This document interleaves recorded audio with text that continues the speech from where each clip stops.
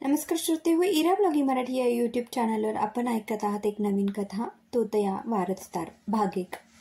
त्या दिवशी सकाळी 10 वाजण्याच्या सुमारास सुशीलाने विनायकरावांच्या घराची बेल दाबली. 4 वेळा बेल दाबल्यावर सुद्धा आतून काहीच उत्तर आलं नाही. हे बघून तिने घराभोवती एक चक्कर मारली. कदाचित विनायकराव मागच्या अंगणात असतील या विचाराने ती घराच्या मागच्या अंगणात गेली. कधी कधी ते मागच्या बगीच्यात सकाळी सकाळी फिरायचे, पण आज ते तिथेही नव्हते. सगळं कसं शांत होतं. सुशीलाला जरा आश्चर्यच वाटलं, पण मग पुन्हा समोर येऊन जवळच्या किल्लीने दार उघडलं. आत काहीच हालचाल दिसली नाही. तिला जरा आश्चर्यच वाटलं. साधारणतः नेहमी या वेळेस समोरच्या हॉलमध्ये विनायकराव पेपर वाचत असायचे, पण आज हॉलमध्ये कोणीच नव्हतं. त्यांना पेपर वाचताना चहा लागायचा. मग सुशीला त्यांना प्रथम चहा करून द्यायची आणि मग बाकीच्या कामांना हात लावायची. पण आज विनायकरावांसमोर हॉलमध्ये नव्हते. तिला वाटलं की तब्येत बरी नसेल, म्हणून ती बेडरूममध्ये गेली. बेडरूममध्ये विनायकराव झोपले होते. तिने विनायकरावांना आवाज दिला, आजोबा उठता ना? बरं वाटत नाहीये का आज? थांबा, मी चहा करून आणते. विनायकरावांनी काहीच उत्तर दिलं नाही, म्हणून ती आणखी जवळ गेली आणि तिने हाक मारली. पण तरीही उत्तर आलं नाही, म्हणून तिने त्यांना हलवलं आणि तिच्या अंगावर एकदम शहाराच आला. विनायकरावांचं शरीर एकदम थंडगार पडलं होतं. विनायकराव आता या जगात नाही हे लक्षात यायला तिला वेळ लागला नाही. ती घाबरली. तोंडातून शब्द फुटेना. तशाच घाबरलेल्या अवस्थेत ती बाहेर धावत आली. रस्त्याच्या पलीकडे शृंगार बुटीक होतं. त्या दुकानात धापा टाकतच शिरली. अंजली मॅडम, लवकर चला, सुशीलाने धापा टाकतच म्हटलं. अगं काय झालं? एवढी घाबरलीस कशाने? अंजलीने विचारलं. ते समोरच्या घरातले आजोबा. सुशीलाला तेवढं सांगताना सुद्धा धाप लागली. अगं काय झालं ते नीट सांग. काय झालं आजोबांना? अंजलीने विचारले. पण सुशीला काही बोलण्याच्या मनस्थितीत नव्हती.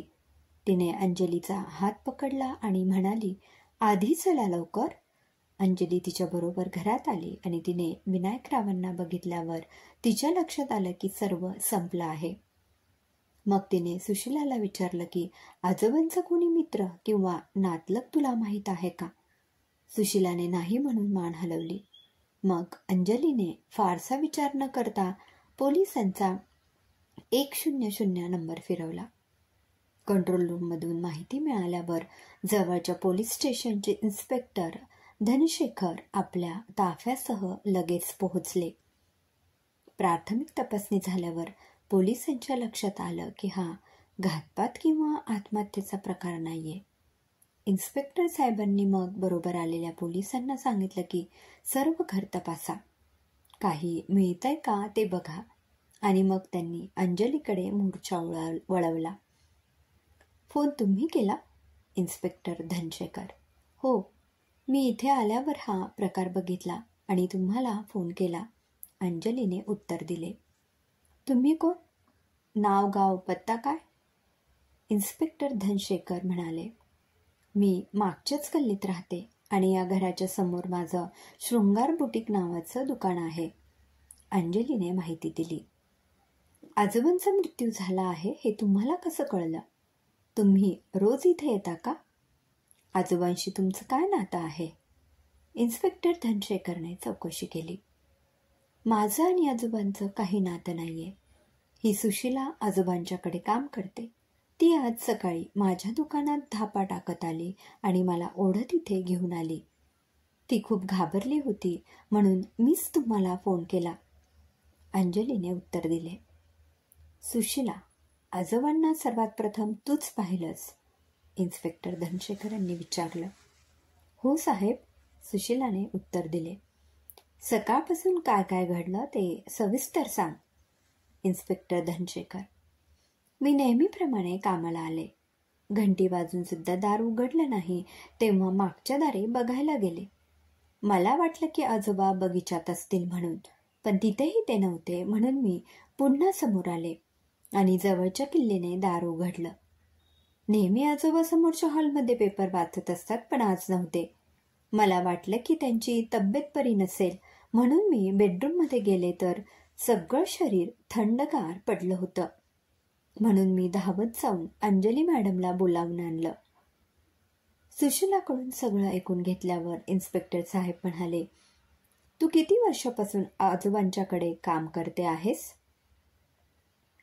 10 वर्ष झाले साहेब, सुशीला म्हणाली. आजोबांचे कोणी नातलग मित्र यांची काही माहिती आहे का?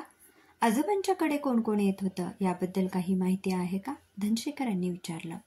साहेब, गेल्या 10 वर्षात कोणी मित्र किंवा नातलग येताना मी तरी पाहिले नाहीत. पण डॉक्टर प्रशांत दर महिन्याच्या दुसऱ्या रविवारी यायचे आणि तपासून जायचे. आता यावेळेस मागच्याच रविवारी येऊन सगळं काही ठीक आहे असं सांगून गेले साहेब. काही काळजी घ्यायची असेल तर मला सांगून जायचे, पण यावेळी त्यांनी काही सांगितले नाही. कोणी वकील साहेब यायचे, पण ते अधूनमधूनच, जेव्हा आजोबा बोलवायचे तेव्हा.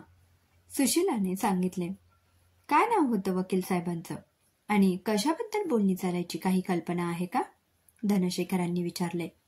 नाही साहेब, ती पलीकडे लायब्ररीची खोली आहे, तिकडे बसून कामं चालायची. मी फक्त चहा द्यायला जायची आणि नाव नाही माहीत साहेब. आजोबा त्यांना वकील साहेब असंच म्हणायचे, सुशीलाने सांगितलं. अजून कोणी येत असेल तर आठव जरा. अजून एक साहेब यायचे, पण ते सुद्धा अधूनमधूनच यायचे. आजोबा त्यांना सीए साहेब म्हणायचे. त्यांचंही नाव माहीत नाही साहेब. ते बरेच कागदपत्र घेऊन यायचे आणि आजोबांच्या सह्या घ्यायचे. ठीक आहे सुशीला आणि अंजलीबाई, तुम्ही नाव, पत्ता आणि फोन नंबर देऊन ठेवा. जरूर पडली तर तुम्हाला फोन करू. अंजलीबाई, तुम्ही जाऊ शकता, इन्स्पेक्टर म्हणाले. सुशीला, अंजली गेल्यावर इन्स्पेक्टर साहेबांनी पुन्हा सुरुवात केली. या 3 मजली घरात किती खोल्या आहेत? साहेब, 19 खोल्या आहेत, पण हॉल, बेडरूम, लायब्ररी आणि किचन एवढेच वापरात आहेत. बाकीच्या बंद करून ठेवल्या आहेत. रोजची साफसफाई फक्त याच 4 खोल्यांची होते का? इन्स्पेक्टरनी विचारले. हो साहेब, बाकीच्या 3 महिन्यातून एकदा साफ कराव्या लागतात. एकदा दिवाळीच्या वेळेस साफ केल्या जातात, सुशीलाने उत्तर दिले. ठीक आहे, अजून काही सांगण्यासारखं आहे का? जरा आठवून पहा, इन्स्पेक्टर साहेब म्हणाले. थोडा वेळ सुशीला विचारात पडली. म्हणाली, साहेब, 2-1 महिने झाले असतील. आजोबांनी तिघांनाही बोलावून घेतलं होतं आणि बराच वेळ लायब्ररीत बैठक चालली होती. काही कल्पना आहे का बैठकीत काय झालं ते? इन्स्पेक्टर साहेबांनी पुढे विचारलं. नाही साहेब, मी फक्त चहा आणि नाश्ता घेऊन गेले होते, पण काहीतरी गंभीर विषयावर चर्चा चालली होती, हे पक्का, सुशीला म्हणाली. अजून काही?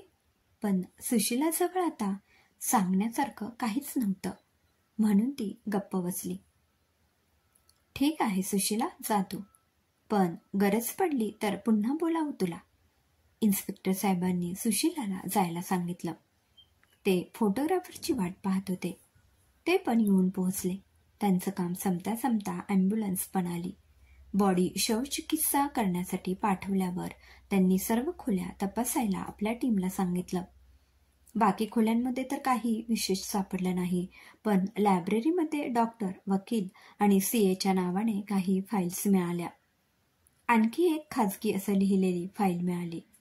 त्यांनी पंचनामा करून ताब्यात घेतल्या आणि घर सील करून पोलीस स्टेशनला गेले.